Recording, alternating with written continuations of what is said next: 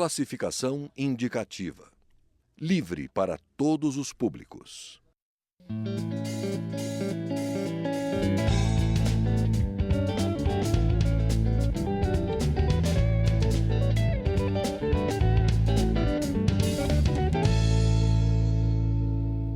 Olá! Candidatos a prefeito e vereador enfrentam a primeira campanha sem financiamento empresarial. Com a dificuldade em arrecadar recursos, alguns partidos já pensam em retomar a ajuda das empresas. Esse é o tema desta edição do Palavra Aberta com o deputado Chico Alencar, do PSOL do Rio de Janeiro. Eu sou Daniela André e este é um programa da Rádio Câmara e da TV Câmara. Deputado, bem-vindo ao Palavra Aberta. Igualmente, Daniela. Deputado, como é que o senhor avalia o andamento dessa campanha, primeira campanha sem doações empresariais e com redução de tempo também das campanhas? Do ponto de vista do financiamento das grandes corporações, cujos efeitos muito negativos a Lava Jato está revelando agora, é um avanço. Aliás, foi decisão, vamos lembrar sempre, não do Congresso Nacional, Câmara e Senado, do Supremo Tribunal Federal. Correta.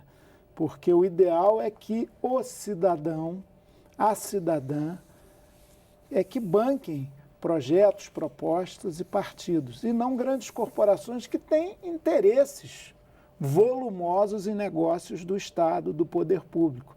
Aí o risco do toma lá da cá, que a gente vê sendo revelado como crime, é imenso. Só que deram o pulo do gato. O que se vê em muitas cidades médias e grandes é que a empresa não doa mais, pessoa jurídica não doa mais, mas a pessoa física do empresário, que tem uma renda muito grande, doa 50, 100, 200 mil reais.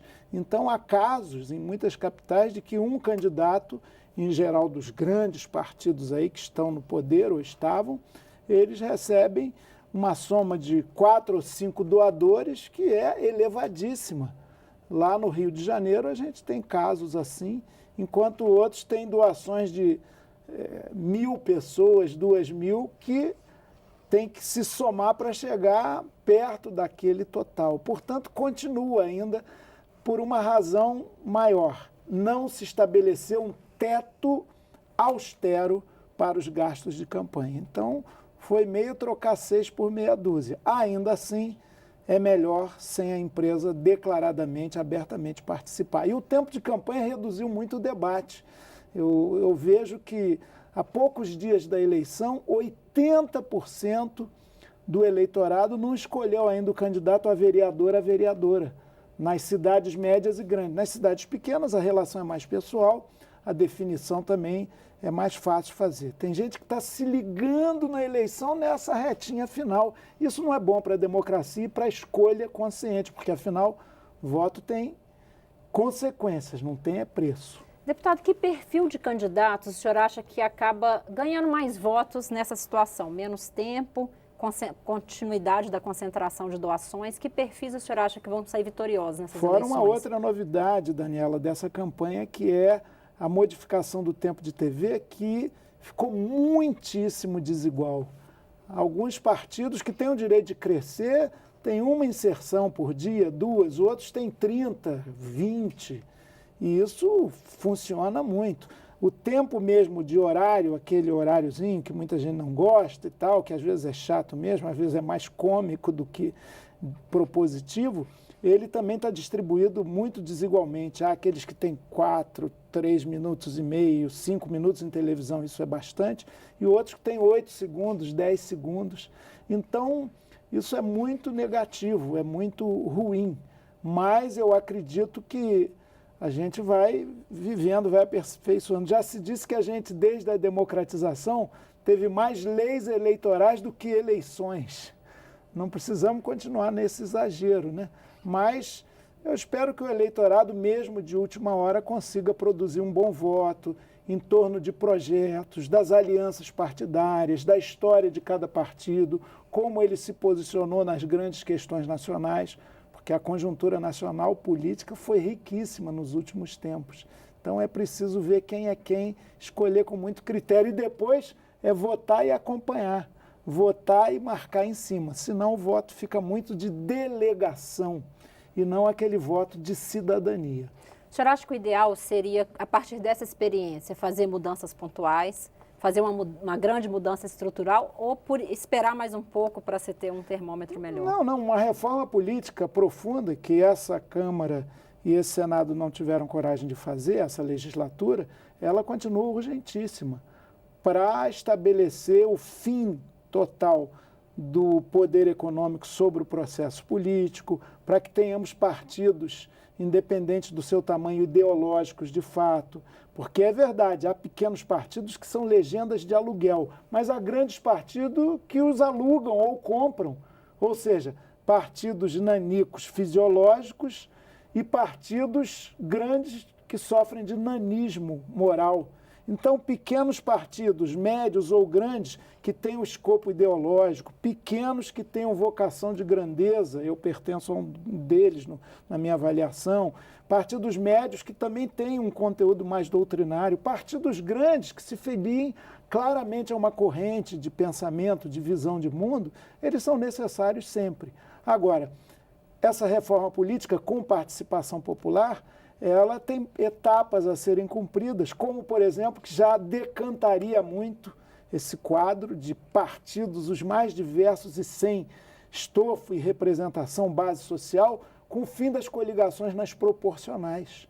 Porque aí o voto proporcional será o que deve ser, aferidor do peso, da proporção daquele partido, das suas ideias na sociedade. Aí muito partido aí ia desaparecer, ia se fundir. Cláusula de barreira tem um elemento antidemocrático, porque se existisse a cláusula de barreira, nenhum desses grandes partidos de hoje teria crescido a eleição a eleição. Então, já há muitas cláusulas de barreira efetivas, mas acho que o melhor elemento para decantar o sistema político é esse do fim da coligação na proporcional. Ele é tão complicado, essa aliança é tão complicada que você vota num candidato de um perfil ideológico, como ele se coliga com qualquer um, e de repente pode estar dando mandato para outro que tem ideias diametralmente opostas àquele que você O senhor acha sufragou. que a alternativa seriam as federações partidárias ou acabar... Não, eu acho que o direito da federação tem que ser assegurado. Eu tive aqui na primeira tentativa de reforma política, depois lá da primeira eleição do Lula, em 2003, fizemos, inclusive, uma parceria com o Ronaldo Caiado, que tem uma posição ideológica totalmente diferente em relação a nós, do PSOL, por exemplo, e éramos ambos, por exemplo, ele deputado ainda, da Comissão da Reforma Política. E a gente fixou muito essa ideia do fim das coligações, do financiamento exclusivamente público austero das campanhas e da federação partidária, que teria que durar uma legislatura inteira. Não é a federação que se faz para durar até o dia seguinte, só para ocupar um carguinho aqui ou ali, como se faz, aliás, alguns blocos partidários na Câmara para preencher cargos na mesa diretora e nas comissões, no dia seguinte ele se dissolve. Isso é uma farsa, na verdade. Uma coligação, uma federação que depois possa até, depois da experiência, da vivência da legislatura conjunta, quem sabe se fundir, se tornar um partido só. Mas a Câmara está vivendo um momento de muita pulverização, com 28 partidos. O senhor acha possível trazer essa discussão aqui nesse momento? Olha, o quadro de desencanto da população é tão grande que suspeito que o número de votos nulos em branco e a ausência de comparecimento nessas eleições municipais vai ser recorde, o que é ruim, porque sempre há escolhas possíveis de serem feitas. Às vezes você tem que procurar com lente de aumento, mas é possível. Há para todos os gostos aí candidaturas, mas me parece que vai ser inevitável pelo menos alguns pontos de reforma política a gente enfrentar, que não sejam pontos que mantenham e perpetuem os blocos de poder aí. Eu vejo muita gente falando, não, basta 5 ou 6 partidos. Você não pode estabelecer isso, esse critério, por que 5 ou 6 e não 7 ou 8? Agora, mecanismos em que a vontade popular, sempre respeitada, vá se decantando. Eu repito, com o fim da coligação nas proporcionais, nós já teríamos muito partido aí que não tem convicção própria, são um livro-caixa que se alimenta do fundo partidário, a sua família dirigente, né, ia desaparecer, ia minguar. E muita gente ia desistir de construir partido, porque temos 32 partidos aptos a disputar a eleição, 28 já com representação aqui na Câmara dos Deputados, mais outros 35 pleiteando legalização. E aí tem de todo gosto as coisas, tem partido partido corintiano, daqui a pouco vai ter partido da raça rubro-negra. Na Polônia, com a democratização após o stalinismo, foi também aquela explosão. Surgiu até o Partido dos Cervejeiros da Polônia. Imagino que no Brasil faria um certo sucesso. Na Espanha também, pós-Franco, houve aquela miríade de partidos e isso, com o tempo, foi se decantando.